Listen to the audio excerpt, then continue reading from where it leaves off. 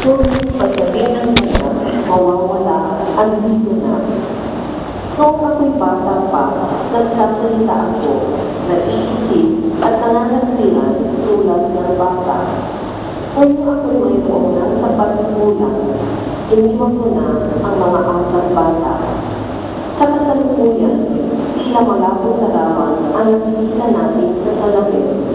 Ngunit darating ang araw na makikita natin siya ng mukhaan. Bahagya lamang ang nalalaman ko ngayon, ngunit darating ang araw na matutubos ang kaalamang ko tulad ng pagkakilala sa akin ng Diyos. Ang tatlong ito'y nananatili, pananampalataya, pag-asa at pag-ibig. Ngunit ang pinakadakilang sa mga ito ay ang pag-ibig. Ang salita ng Diyos. Salamat sa Diyos. Magsitayo po lahat ng magbigay galang sa mabuting balita ng Panginoon.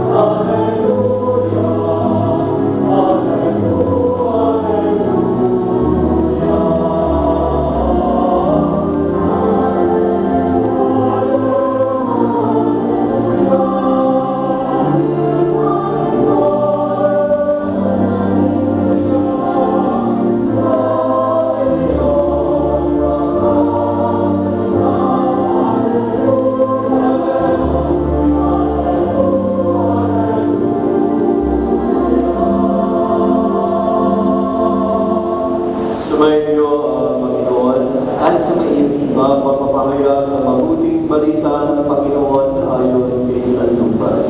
papuri sa iyo, Panginoon. Noong panahon iyon, nagsalita si Jesus sa sinagoga.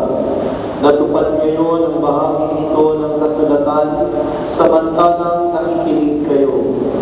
Pinuri siya ng lahat at namanghal sila sa kanyang napakahusay na pananalita. Hindi ba ito ang anak ni Jose? Tanong nila. Kaya sinabi ni Jesus, walang pagsalang ba magbibigay niyo sa akin ang kawikaan ito? Doktor, gamutin mo ang iyong sarili. Sasabihin ninyo sa akin, gawin mo naman sa iyong sariling bayan ang mga nabalitaan namin ginawa mo sa Capernaum. At nagpatuloy ng pagsasalita si Jesus. Tandaan ninyo, walang propetang kinikilala sa kanyang sariling bayan. Ngunit sinasabi ko sa inyo, maraming babaeng balon sa Israel noong kapanahunan ni Elias nang hindi umulan sa loob ng 3 taon kalahati at magkaroon ng matinding tagutom sa buong lupain. Subalit hindi sa kalinuman sa kanila pinapunta si Elias, kundi sa isang babaeng palo sa Sarepta sa lupain ng Sidon.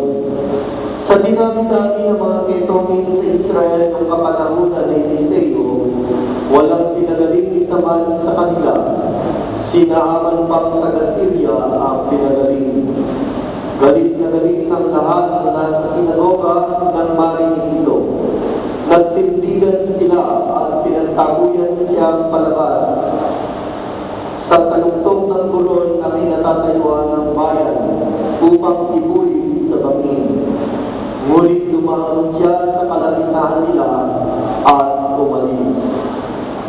Mga kapatid, ang mabuting balita ng ating kaligtasan.